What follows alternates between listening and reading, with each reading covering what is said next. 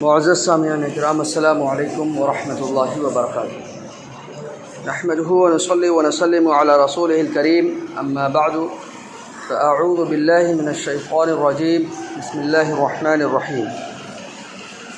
ومن اظلم ممن منع مساجد اللہ ان يذكر فيها اسمه وسعى في خرابها اولئک ما كان لهم ان يدخلوها الا خائفین لهم في الدنيا خزي ولهم في الآخرة عذاب عظيم۔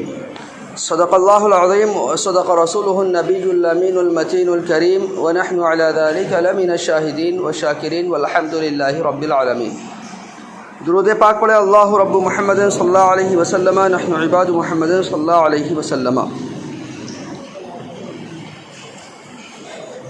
اللہ تعالیٰ قرآن مجید میں ارشاد فرماتا ہے، وَمَن يُعَظِّمْ شَعَائِرَ اللَّهِ فَإِنَّهَا مِن تَقْوَى الْقُلُوبِ۔ جو اللہ کی نشانیوں کی تعظیم کرے تو بے شک یہ دلوں کی پرہیزگاری ہے۔ شعائر کا مطلب یہ ہوتا ہے کہ جو چیزیں اسلام کی، ہمارے دین اسلام کی پہچان ہے، جیسے قرآن مجید، جیسے کعبہ بیت اللہ شریف، جیسے گنبد خضرا، جیسے صفا و مروہ، آب زمزم، زمزم کا کنواں، جنت البقیع، دنیا میں جتنی بھی ہیں مساجد، مدارس، دینی کتابیں، یہ سب ہمارے دین کی پہچان ہے۔ اس سے ہم جانے اور پہچانے جاتے ہیں۔ اللہ تعالیٰ انہی کے بارے میں ارشاد فرماتا ہے کہ جن کے دلوں میں شعائر اللہ کی، یعنی اللہ کی نشانیوں کی عظمت ہے، عزت ہے، تعظیم ہے، تو یہ بے شک دلوں کی پرہیزگاری ہے۔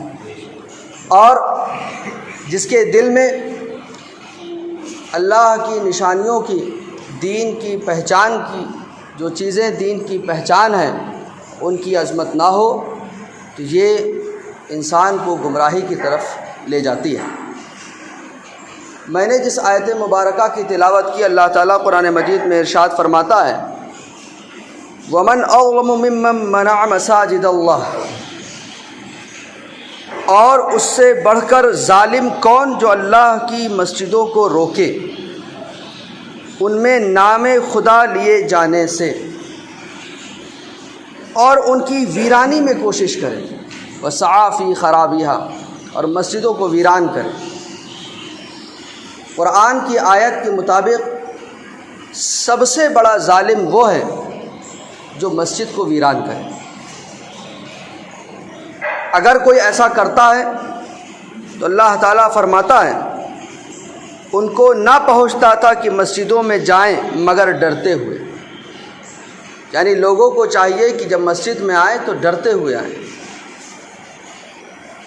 اگر وہ ایسا نہیں کریں گے، مسجدوں کو ویران کریں گے، مسجدوں کا احترام نہیں کریں گے، ان کے لیے دنیا میں رسوائی ہے اور ان کے لیے آخرت میں بڑا عذاب۔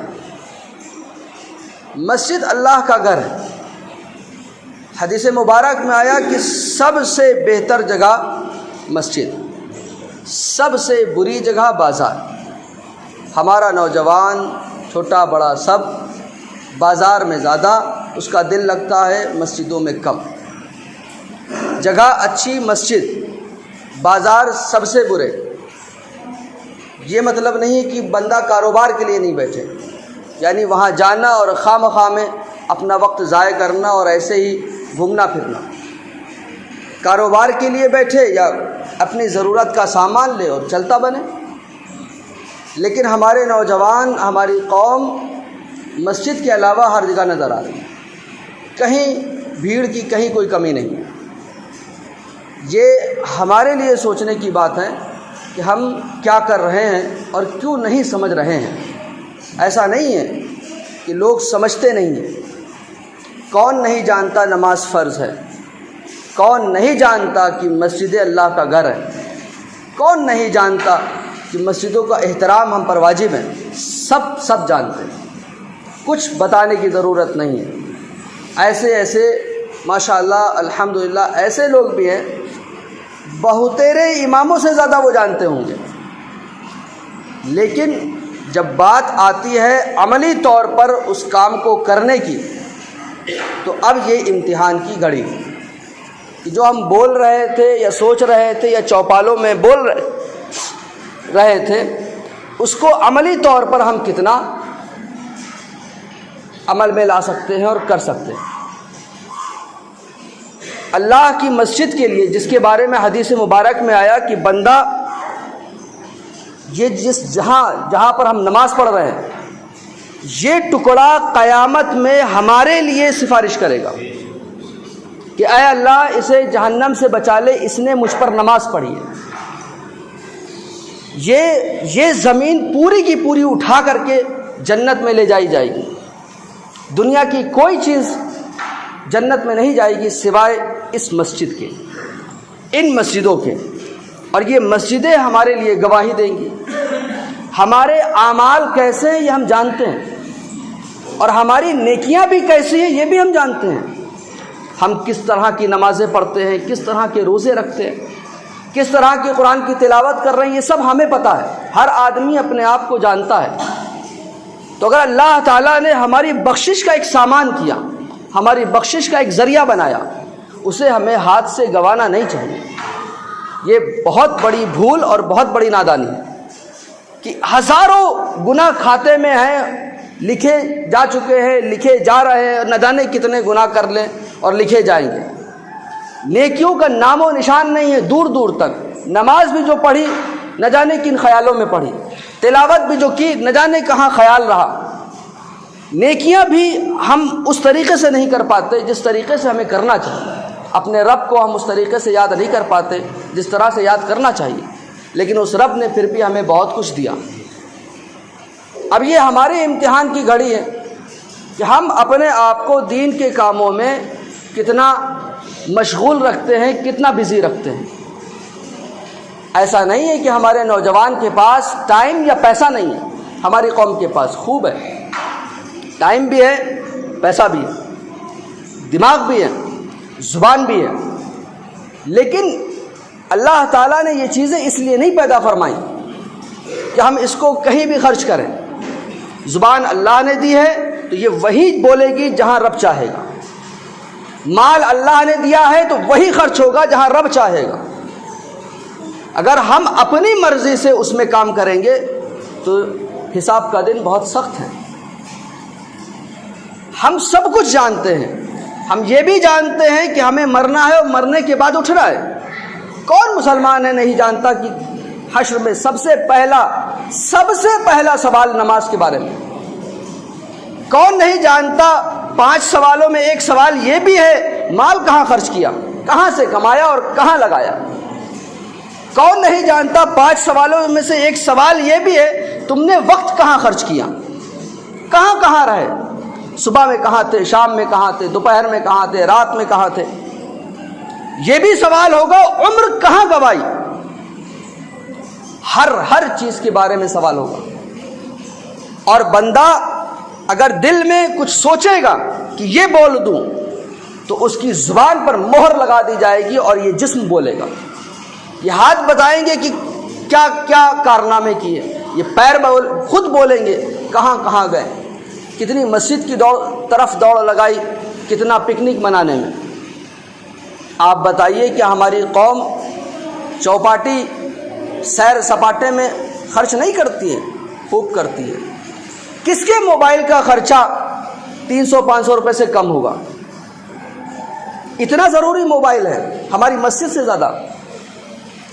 کون اپنے بچوں پر، جو کہ میں بار بار کہتا ہوں وہ تو صحت کے لیے بھی نقصان دہ، اٹرم سٹرم جو ٹیڑے میڑے نام کی چیزیں چلتی ہیں، بچے کی صحت کے لیے نقصان دہ، لیکن ہم پھر بھی صرف اپنی نفس پرستی میں اپنے بچے سے بھی محبت نہیں کرتے ہیں اور خرچ کرتے ہیں۔ لیکن کیا غریب ہوتے ہیں؟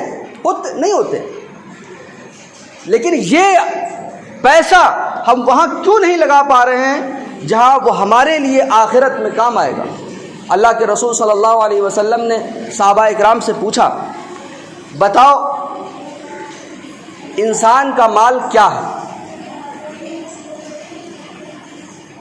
مختلف جواب دیے، جائیداد، مال، کاروبار، تجارت۔ نبی کریم صلی اللہ علیہ وسلم نے ارشاد فرمایا کچھ بھی نہیں، انسان کا وہ ہے جو اس نے یا تو استعمال کر لیا یا آخرت کے لیے کما لیا، باقی جتنا بچا سب اس کے بچوں کا ہے۔ اس کا کیا ہے؟ اس کا صرف وہ ہے جو اس نے خود استعمال کر لیا یا اپنے آخرت کے لیے انتظام کر لیا۔ اب جو بچے گا وہ تو بچے موج اڑائیں گے اس پہ۔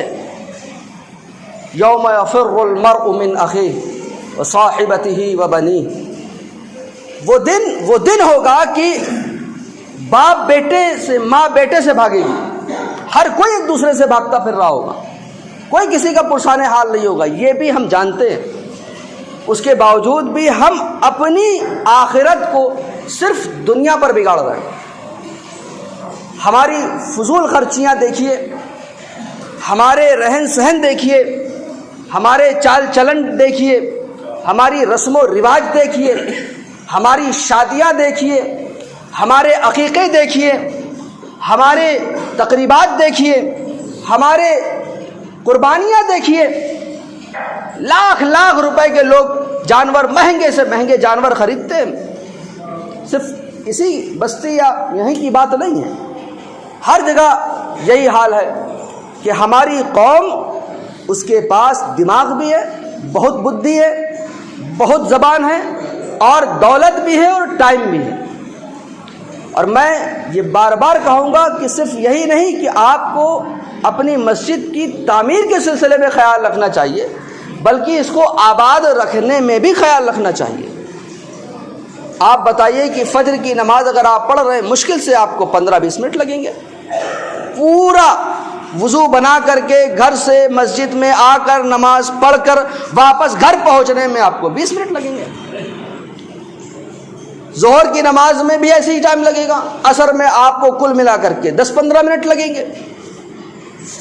وضو بنانا اپنے آپ میں خود ایک اپنے ہی نفع کے لیے ہے۔ اللہ کے رسول صلی اللہ علیہ وسلم نے ارشاد فرمایا، جو بندہ وضو سے ہے فرشتے اس کی حفاظت کرتے ہیں۔ تو اگر وضو بنا لیا اس نے پہلے سے، حفاظت بھی ہو رہی ہے، نماز کا وقت ہوا، 5 سے 10 منٹ لگے، نماز سے فارغ ہو لیا۔ لیکن یہ جو 5-10 منٹ ہیں، انہی وقتوں میں سے، اسی منٹوں میں سے کوئی منٹ ایسا بھی ہوگا کہ اگر ہم نے اپنے رب کو دل سے یاد کر لیا تو یہ دن کام آ جائے گا۔ انہی روپیوں میں سے، چاہے ہم دکھاوے کے لیے کریں چاہے کسی کام کے لیے کریں، اگر 1 روپیہ بھی دل سے خرچ ہو گیا تو یہ کام آ جائے گا۔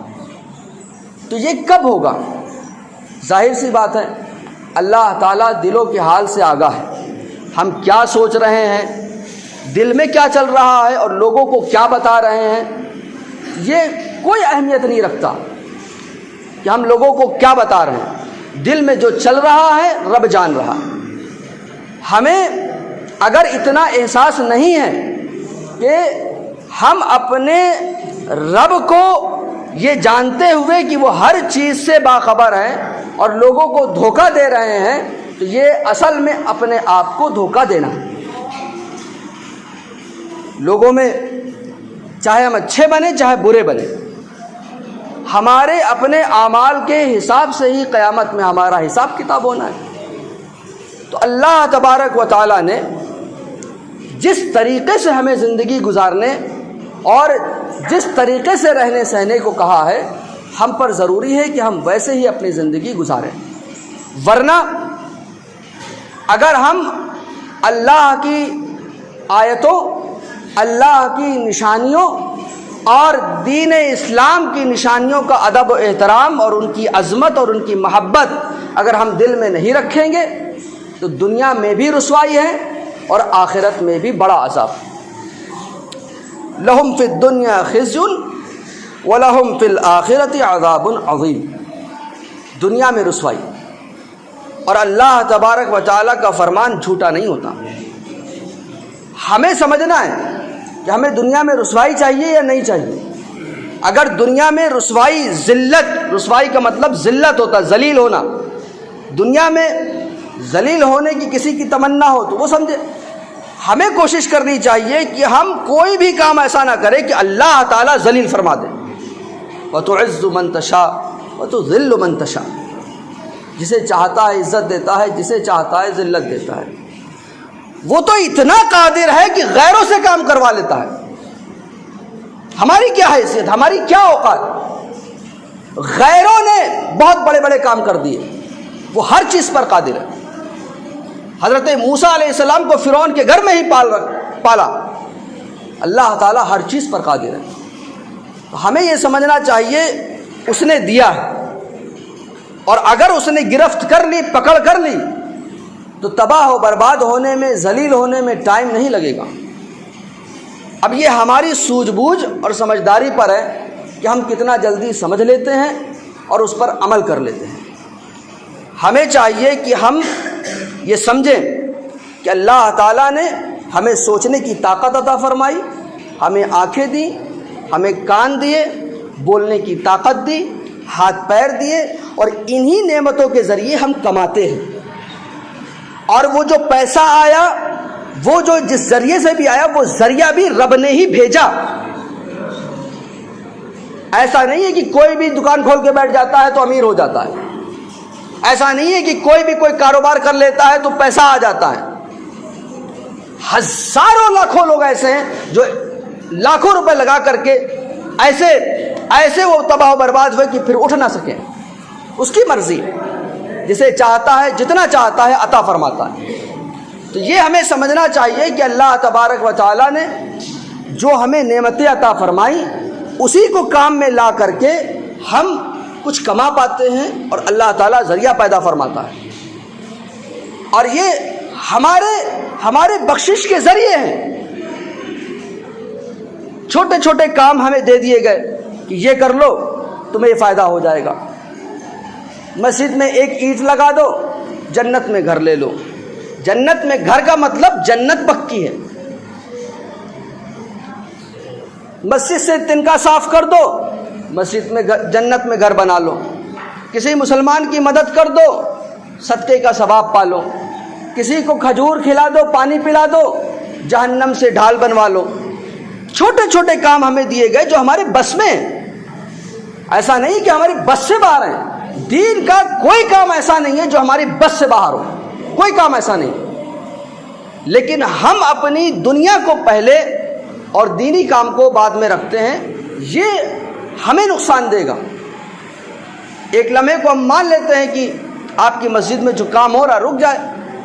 جب بغیر ماربل کی زمین پر سجدہ کرنے کے لیے اللہ تعالیٰ نے بھیج دیا تو اب تو ماربل بھی لگ گیا ہے، اور جیسے یہ ہوا ہے ویسے وہ بھی ہوگا. بات یہ ہے کہ اگر کیا ہم یہ نہیں چاہتے کہ اللہ تعالیٰ ہمیں چن لے دین کا کام کرنے کے لیے؟ یہ ہماری خوش نصیبی ہے. جیسے اتنی بڑی مسجد بنی آپ ہی نے بنائی، جیسے یہ ماربل بچھایا آپ ہی نے بچھایا، ذریعہ آپ ہی بنے. تو یہ ہمارے اوپر ہے کہ ہم اب یہ نہیں چاہیں کہ اللہ تعالیٰ ہمیں بھی اس نیک کام کے لیے چن لے. تو یہ ہماری خوش نصیبی ہے کہ اللہ تعالیٰ نے ہمیں نیک کام کے لیے چنا، ہمیں اس لائق سمجھا گیا. اللہ تعالیٰ ہی تو دلوں میں بات ڈالتا ہے.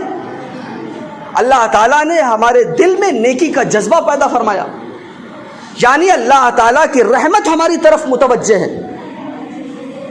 یہ معمولی بات نہیں ہے، یہ اپنے آپ میں ایک ایوارڈ، اپنے آپ میں ایک انعام ہے کہ اللہ تبارک و تعالیٰ نے اپنے بندے میں سے، اپنے اتنے سارے بندوں میں سے کچھ بندوں کو چنا کہ وہ دین کا کام کریں. تو دین کا کام کرنا یہ بندوں کی خوش نصیبی ہے، یہ ہماری خوش نصیبی ہے کہ ہمیں چنا گیا. اور کس نے چنا؟ اللہ تعالیٰ نے. تو اگر اللہ تعالیٰ نے چنا، اللہ تعالیٰ کی رحمت ہماری طرف متوجہ ہے، تو ہمیں چاہیے کہ پوری کوشش کریں وہ رحمت کی توجہ برقرار رہے، بنی رہے. تو یہ نہیں کہ کوئی صاحب یہ سوچے کہ ہم نے کام کروا دیا ہے یا بہت بڑا جو ہے قلعہ کھڑا کروا دیا. نہ، اللہ تعالیٰ نے توفیق دی تو آپ نیکی کر پائے، ورنہ ہزاروں لوگ ایسے ہیں کہ حرام کام میں تو پیسہ ان کا خرچ ہو رہا ہے، دینی کام میں 1 روپیہ بھی نہیں۔ یہ اللہ تعالیٰ کی ان سے ناراضگی ہے۔ اللہ تعالیٰ پسند ہی نہیں فرماتا ہے کہ وہ 1 روپیہ بھی مسجد میں اپنا لگائیں۔ بغیر مرضی کے رب کی مرضی کے پتہ نہیں ہلتا، یہ ہمارا عقیدہ ہے اور یہ سب جانتے ہیں۔ تو بندے کی کیا حیثیت کہ وہ مسجد یا مدرسے کی تعمیر کرے، دین کا کام کرے؟ یہ اللہ تبارک و تعالیٰ کا احسان ہم پر کہ ہمیں اس کام کے لیے چن لیا۔ تو اب ہمارے اوپر ہے کہ ہمارے دل میں یہ بات آتی ہے یا نہیں کہ اللہ تعالیٰ ہمیں چنے، ہم بھی ان نیک لوگوں میں ہو جائیں، اور یہ جو فرشتے ہیں یہ لکھیں کہ اس بندے نے مسجد بنانے میں اس نے محنت کی، مسجد بنانے میں اس نے ہاتھ بٹایا، مسجد بنانے میں اس نے جو ہے لگن سے کام کیا، دامے درمے سخنے جو جس طریقے سے مدد کرے گا فرشتے لکھیں گے تو کتنا اچھا ہے۔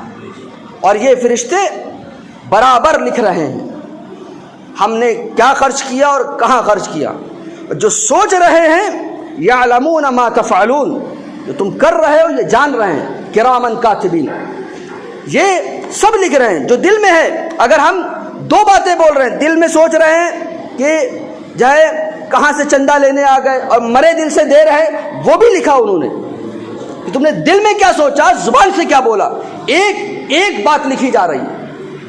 تو یہ ہمارے اوپر ہے کہ ہم دین کے کاموں میں دل سے حصہ لے لیں تو اچھا ہے، دکھاوے کے لیے اگر ہم کریں گے یا جو ہے اور کسی غلط نیت سے کریں گے تو اس کا خامیازہ ہمیں بھگتنا ہوگا۔ تو اللہ تبارک و تعالیٰ نے ہمیں دین کے کاموں کے لیے اگر چنا ہے تو خوش نصیبی سمجھنی چاہیے، اور جو لوگ محروم ہیں انہیں چاہیے کہ اس بات پر غور کریں کہ وہ کیوں محروم ہیں، ایسا کون سا گناہ ان سے ہو گیا ہے، وہ اس گناہ کو تلاشیں کہ اللہ تعالیٰ نے دلوں کو سخت کر دیا۔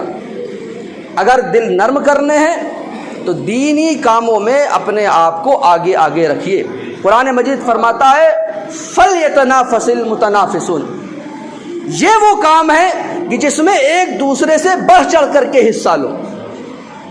ہمارا موبائل دوسرے سے بہتر ہونا چاہیے، ہماری گاڑی پہلے سے یا اس سے بہتر ہونی چاہیے، ہمارا گھر فلاں سے یا اس سے بہتر ہونا چاہیے، ہمارے گھر کی ساری چیزیں بہتر ہونی چاہیے، تو ہمارا دین بھی تو بہتر ہونا چاہیے، ہماری آخرت بھی تو بہتر ہونی چاہیے، ہماری مسجدیں، ہمارے مدرسے، ہمارے دینی کام بھی تو بہتر ہونے چاہیے۔ جتنا زیادہ ہم اپنے آپ کو مسجدوں سے لگاؤ رکھیں، بلکہ حدیث مبارک سنا کر کے بات ختم کروں، اللہ کے رسول صلی اللہ علیہ وسلم نے فرمایا کہ جس کو تم یہ دیکھو کہ اس کا دل مسجد سے لگا ہے، جس کو تم ایسا پاؤ کہ اس کا دل مسجد سے لگا رہتا ہے، اس کے ایمان پر گواہ ہو جاؤ وہ مومن ہی مرے گا۔ یہ بہت بڑی نعمت ہے۔ ایمان کو بچانا اتنا آسان کام نہیں جتنا ہم سمجھتے ہیں، بہت مشکل ہے، لیکن اللہ کے رسول صلی اللہ علیہ وسلم فرما رہے جس کو تم پاؤ کہ اس کا دل مسجد سے لگا رہتا ہے، وہ کہیں بھی ہے، دل میں مسجد ہے، تو اس کے ایمان کے گواہ ہو جاؤ، وہ مرے گا تو مومن ہی مرے گا۔ تو ہم کہیں بھی رہیں، ہم بازار میں رہیں، ہم گھر میں رہیں، ہم کسی کاروبار میں رہیں، ہم کسی شہر میں رہیں، ہمارا دل مسجدوں سے لگا رہنا چاہیے۔ اور اس کی نسبت کدھر ہے؟ اللہ کی طرف۔ اللہ کی مسجد، اللہ کی کتاب، اللہ کا گھر، ہمیں چاہیے کہ اس کا احترام کریں اور اپنے رب کی پکڑ سے ڈریں کہ اللہ تعالیٰ دنیا میں رسوائی لکھ دے اور آخرت میں بڑا عذاب لکھ دے۔ اللہ نہ کرے ایسا دن آئے۔ اللہ تبارک و تعالیٰ سے دعا ہے کہ ہم سے جو بولنے میں غلطی اسے معاف فرمائے، اپنے حبیب صلی اللہ علیہ وسلم کے صدقے میں ہم سب کو اپنے دینی کاموں میں، بالخصوص مسجد کا کام جیسا چل رہا ہے چلتا رہا، اس میں بڑھ چڑھ کر حصہ لینے کی توفیق عطا فرمائے۔ ایک اعلان سماعت فرما لیجیے آپ۔ 10 محرم کو انشاءاللہ العزیز مسجد کے سامنے، مسجد کی طرف سے پروگرام ہوگا، اور 10 محرم کی صبح میں مدرسے میں عورتوں کا پروگرام ہوگا۔ فی الحال عورتوں کے پروگرام کے لیے جو ٹائم رکھا گیا ہے وہ صبح 10 بجے سے رکھا گیا ہے، 10 بجے سے 12 بجے تک، اگر آپ لوگوں کا کوئی اور مشورہ گھر سے آئے گا تو وہ کر لیا جائے گا. اور رات کا جو جلسہ ہوگا 1.5 سے 2 گھنٹہ ہوگا اور یہ عشاء کے فوراً بعد ہوگا. اور اگر اس میں لوگوں نے سمجھداری سے سوجھ بوجھ سے کام لیا تو اس میں ایسا بھی ہم کر سکتے ہیں کہ مغرب کی بات شروع کریں اور عشاء کی نماز کے وقت عشاء کی نماز پڑھیں اور پھر اس کے بعد فاتحہ وغیرہ کر کے اس کو ختم کر دیں. ایسا بھی کر سکتے ہیں. میں نے صرف یہی مشورہ دیا تھا کہ کھچڑا بنا لیا جائے. اب یہ آپ لوگوں کے اوپر ہے کہ اور مزید کیا کرتے ہیں. ایک بات یہ سامنے آئی کہ اگر تاریخ کو آگے پیچھے کر لیا جائے تو مائک وغیرہ مل جائے گا، لیکن اس میں نے یہ مشورہ دیا اور دے رہا ہوں کہ جس قسم کے حالات ہیں مائک استعمال نہ کیا جائے. بہت پیچیدہ حالات ہے اور ہمیں ضرورت بھی نہیں ہے، بلا ضرورت کوئی کام کرنا بھی نہیں چاہیے. بھائی جتنے لوگ ہیں بیٹھے ہیں تو آرام سے آواز پہنچ جائے گی. جلسہ باقاعدہ طور پر اچھے سے ہو جائے یہی کامیابی ہے. مائک کی کوئی خاص ضرورت ہے نہیں. تو چونکہ وہ مائک والے ملتے نہیں ہیں 9-10 تاریخ میں، تو وہ اس لیے ہم نے 8 یا 11 کے بجائے، کیونکہ 10 ہی کی برکتیں ہیں، تو 10 کی رات، جس رات کو حضرت امام حسین رضی اللہ تعالیٰ عنہ نے پوری رات عبادت میں گزاری اور دن روزے میں، اور 10ویں کے دن آپ کو ان بدتمیزوں نے اور دین کے دشمنوں نے شہید کر دیا، تو اس کے صبح میں جو ہے عورتوں کا پروگرام رہے گا. ان سارے دنوں میں ہمیں چاہیے کہ ہم امام حسین رضی اللہ عنہ کی پوری سیرت کو یا تو کتاب میں پڑھ لیں یا آپ آن لائن بھی پڑھ لیں، اور اگر آپ میں سے کوئی اپنے اپنے گھروں پر ان 8-9 دن میں چھوٹی چھوٹی محفلیں کرنا چاہتا ہے تو وہ بھی کر لیں. ہم اس کے لیے حاضر ہیں کہ اتنے دنوں میں تھوڑا تھوڑا سا پورا واقعہ ہم سن لیں گے کہ اصل ہوا کیا تھا اور ہمیں کرنا کیا چاہیے. اور مختصر یہ، ہمیں کرنا وہی چاہیے جو حضرت امام حسین نے کیا. رات کیسے گزاری، دن کیسے گزارا، وہ نہیں جو یزیدیوں نے کیا. اگر آپ تاریخ پڑھیں گے ہندی میں، اردو میں، انگریزی میں، بہت سی زبانوں میں، اور ریکارڈڈ بھی آپ کو آن لائن مل جائے گا کہ ان دنوں میں، محرم کے ان دنوں میں حسینیوں نے کیا کیا، یزیدیوں نے کیا کیا، تو آپ کو پڑھ کر کے حیرت بھی ہوگی. تو 10 کی رات جو ہوگی تو وہ جو ہے مغرب یا عشاء کے بعد پروگرام ہوگا، کھچڑی کا بندوبست ہوگا. اس کی صبح میں 10 بجے پروگرام ہوگا عورتوں کا 2 گھنٹہ. اس میں آپ سبھی لوگ اور آپ کے گھر کی عورتیں شرکت فرمائیں. عورتوں کے لیے رات میں بھی انتظام رہے گا مدرسے میں، تو وہ رات میں بھی آ سکتی ہیں. اس کے علاوہ کوئی اور مشورہ اگر آپ کے ذہن میں آتا ہے تو وہ بلا جھجک آپ دیجئے گا ضرور، کہ ان مبارک دنوں میں، ان مبارک راتوں میں کوئی نیک کام ہم سے چھوٹ نہ جائے. والسلام علیکم ورحمۃ اللہ وبرکاتہ.